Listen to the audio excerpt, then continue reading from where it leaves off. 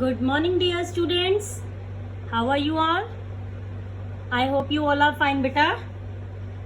So in this particular video, we want to talk about what changed after October. Last session में हमने पढ़ा था अक्टूबर revolution के बारे में, राइट? तो इस सेशन में हम ये देखेंगे कि अक्टूबर रिवॉल्यूशन होने के बाद बेसिकली क्या क्या हुआ, क्या क्या चेंजेस आए रशिया सोसाइटी के अंदर. So let's discuss what changed after October. So the first point is Bolsheviks totally opposed private property. बेटा जो Bolsheviks थे वो बहुत कट्टर तरीके से प्राइवेट प्रॉपर्टी को अपोज करते थे. वो बिल्कुल भी नहीं चाहते थे कि कहीं से कहीं भी प्राइवेट प्रॉपर्टी आए. We all know Bolsheviks क्या चाहते थे? They wanted socialism, है ना? क्लियर? ये हमने लास्ट वीडियो में भी देखा था कि दे वांटेड सोशलिज्म. क्लियर? तो वो चाहते थे कि प्राइवेट प्रॉपर्टी बिल्कुल भी ना हो किसी के भी पास. And like I already told you, April thesis थी, याद है? लास्ट सेशन में हमने करा था कि there were 3 demands. One of which was कि बैंक्स और इंडस्ट्रीज नेशनलाइज्ड हो जानी चाहिए, राइट? तो मोस्ट इंडस्ट्रीज एंड बैंक्स पर नेशनलाइज्ड इन नवंबर 1917. तो बोल्शेविक्स ने बैंक्स और इंडस्ट्रीज को नेशनलाइज्ड कर दिया था नवंबर 1917 तक. आते आते they had nationalised the banks and industries. इससे बेसिकली क्या हुआ? इससे सारी की सारी मैनेजमेंट, सारी ओनरशिप किसके हाथों में आ गई? बोल्शेविक्स के हाथों में आ गई. और वो यही तो चाहते थे. दे वर एकदम स्ट्रांगली वो सोशलिज्म में बिलीव करते थे. वो चाहते थे कि सोशलिज्म आ जाए सोसाइटी के अंदर. एंड इवेंचुअली जब पूरा कंट्रोल उनके हाथ में आ गया था, सारी मैनेजमेंट, सारी ओनरशिप, सब कुछ उनके हाथों में आ गया था, तो भाई ये ही तो वो चाहते थे. And this was already happened. Then land was declared social property. Peasants seized lands of nobility. Then जो लैंड था it was declared social property. मतलब जितना भी लोगों के पास लैंड प्रॉपर्टी, जितना भी लोगों के पास मतलब लैंड था, बड़े बड़े नोबिलिटी के पास, पीजेंट्स ने उस लैंड को सीज कर दिया था. Then this is the essence of socialism, right? कि सारे के सारे काम मिलजुल कर करें. क्लियर बेटा? तो ये भी हो गया था. अब नेक्स्ट क्या हुआ?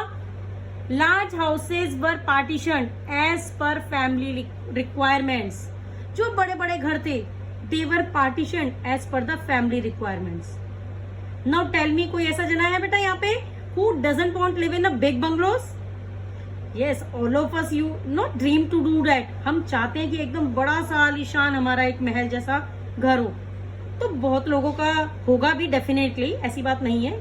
लेकिन यहाँ पर क्या हुआ? बोल्शेविक्स ने लार्ज हाउसेस को पार्टीशन कर दिया था as per the family requirements. भाई अगर एक जना घर पे रह रहा है तो उसको उतनी ज्यादा जगह की जरूरत क्या है, राइट? तो large houses were partition as per the family requirements. फिर क्या हुआ? Banned the titles of old aristocracy. It means they banned the titles of old aristocracy. Old aristocracy का मतलब जितने भी मेरिट्स मिलते थे, प्रिविलेजेस मिलते थे by birth, all of them were band. अब कोई भी ये नहीं कह सकता कि भाई राजा का बेटा ही राजा होगा. All of these old aristocracy titles were band. अब चेंजेस तो आ ही रहे थे, कितने सारे चेंजेस ऑलरेडी आ गए थे. तो चेंजेस आने के बाद new uniforms were designed for the army and officials. Army officials के लिए भी अब नई नई यूनिफॉर्म्स डिजाइन करी गई. अब ये डिसाइड करने के लिए उसमें रखा क्या था उन्होंने बहुत सारे कंपटीशन भी करे थे बेसिकली. तो डिसाइड हुआ एक हैट कंपटीशन हुआ था इस यूनिफॉर्म के लिए भी. और उस कंपटीशन में डिसाइड किया गया था hat. So this is the Soviet hat. Soviet hat was chosen. Clear बेटा? अब बोल्शेविक पार्टी जो थी उसने क्या करा? देखिए, Bolshevik party was renamed as the Russian communist party. उसने अपने आप को as the Russian communist party, it means communist party because of obvious बहुत सारे रीजंस थे। कम्युनिज्म में बहुत ज्यादा बिलीव करते थे। वो चाहते थे कि property should not be owned by individuals people rather than collectively property होनी चाहिए। ओके एंड लोगों की डिमांड्स के हिसाब से, उनकी नीड्स के हिसाब से दे देना चाहिए। क्लियर बेटा? So now they were named as the communist party. I hope this much is clear now. अच्छे से समझ में आ गया आपका, हो गया आपको clear? So now moving ahead, एक सेटबैक आ गया था बोल्शेविक्स के लिए। So now we will discuss a setback for Bolsheviks. अब देखिए सेटबैक क्या हुआ था बोल्शेविक्स के लिए। In 1917 Bolsheviks conducted elections to the constituent assembly. 1917 में क्या हुआ? उन्होंने इलेक्शंस कंडक्ट करे कॉन्स्टिट्यूएंट असेंबली के लिए। They were very very confident कि हम तो भाई बहुत बढ़िया चल रहे हैं और सारे लोग हमें सपोर्ट करेंगे ही करेंगे, कोई पीछे नहीं हटेगा इस चीज से, हमें सपोर्ट मिलेगा ही मिलेगा सबका, सब बोल्शेविक्स को सपोर्ट करेंगे because peoples were already so much happy. Clear? So now अब क्या हुआ? दे ऑल वांट सोशलिज्म, लेकिन they tremendously failed to gain the majority support. वो फेल हो चुके थे, इस मेजोरिटी सपोर्ट उन्हें मिला ही नहीं। तो इन जनवरी 1918 लेनिन डिसमिस्ड द असेंबली। अब जनवरी 1918 में क्या हुआ? उस असेंबली ने रिजेक्ट कर दिया बोल्शेविक्स के सारे मेजर्स को। तो लेनिन को बहुत ज्यादा गुस्सा आ गया, उसने पूरी की पूरी पार्टी को ही डिसमिस कर दिया। उसने पूरी असेंबली को ही बोल दिया भाई यहां से निकलो। अब उसने पूरी पार्टी ही डिसमिस कर दी। उसने सोचा कि और जो रशियन कांग्रेस ऑफ सोवियट्स हैं वो ऑलरेडी इतनी ज्यादा डेमोक्रेटिक है तो उसे किसी असेंबली की जरूरत ही नहीं है भाई। क्लियर? तो उसने असेंबली को डिसमिस कर दिया इन द जनवरी 1918। सो उसके बाद क्या हुआ? इन मार्च 1918 में Bolsheviks made peace with Germany at Brest Litovsk. March 1918 में अगर आपको याद हो तो रशिया का फर्स्ट वर्ल्ड वॉर हुआ था 1914 में। किसके साथ हुआ था ये वॉर? रशिया का जर्मनी के साथ, है ना? तो अब बहुत लोगों ने अपोज भी किया, पॉलिटिकल अलाइज ने भी अपोज किया, लेकिन बोल्शेविक्स नहीं माने, लेनिन नहीं माना। तो उसने he made basically peace with Germany at Brest Litovsk. उसने जर्मनी के साथ बेसिकली हाथ मिला लिए कि आज से हम दोनों की कोई दुश्मनी नहीं है, आज से हम दोनों मिलकर रहेंगे। क्लियर? सो अब क्या हुआ? He basically made a peace with Germany at Brest Litovsk. उसने जर्मनी के साथ हाथ मिला लिए थे। बट अब धीरे धीरे देखिए रशिया जो थी it became one party state. Clear? So now moving ahead with this topic, Russia became a one party state. अब धीरे धीरे रशिया जो थी वो वन पार्टी स्टेट बन गई। अब कैसे बनी वो वन पार्टी स्टेट, ये समझते हैं हम। देखो बेटा, all Russian Congress of Soviets became the parliament of the country. Basically जो ऑल रशियन कांग्रेस थी सोवियट्स की, अब जो बोल्शेविक्स थे, हमें बेसिकली ये भी पता है कि वो बहुत ज्यादा पावरफुल थे। लेनिन बहुत पावरफुली कंट्रोल करता था हर चीज को, राइट? तो all Russian Congress of Soviets जो थी, क्योंकि वहां पे होलसोल एक ही पार्टी बच गई थी,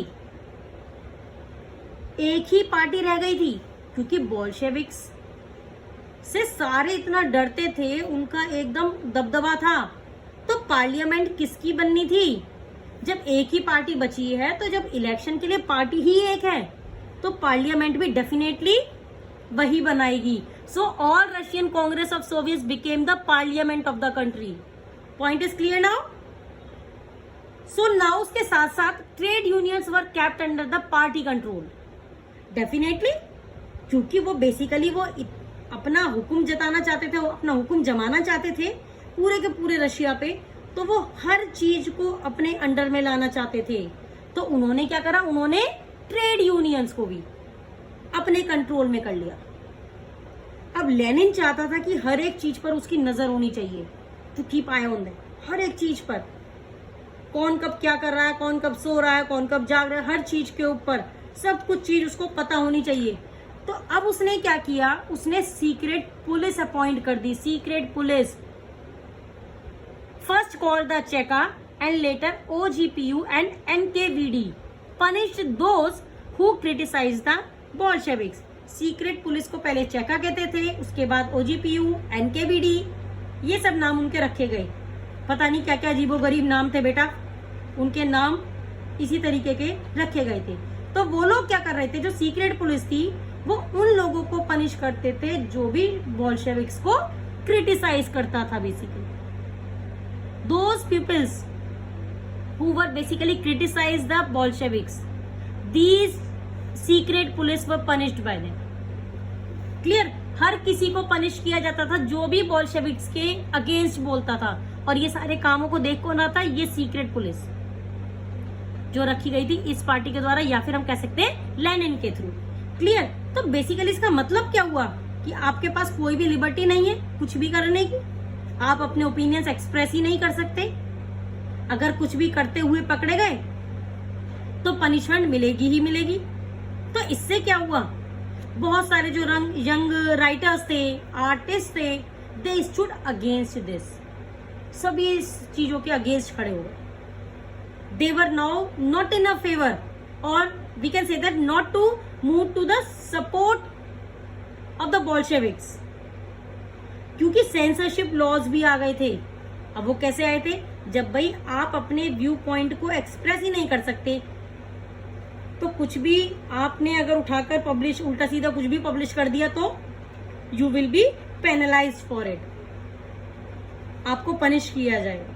तो इससे क्या हुआ, जो बहुत सारे जो बोल्शेविक्स फॉलोअर्स थे, basically many Bolsheviks followers became disillusioned by the way the party functioned. अब देखिए, देवर अनहैप्पी कि भाई ये क्या बात हुई, पार्टी ऐसा क्यों फंक्शन कर रही है, वो चाहते ही नहीं थे कि वो हो इस तरीके से। तो जो बहुत सारे जो बोल्शेविक फॉलोअर्स थे, they became disillusioned by the way the party function, वो चाहते ही नहीं थे ये कि वो इस तरीके के फंक्शन को करे। क्लियर बेटा, so that's all for today.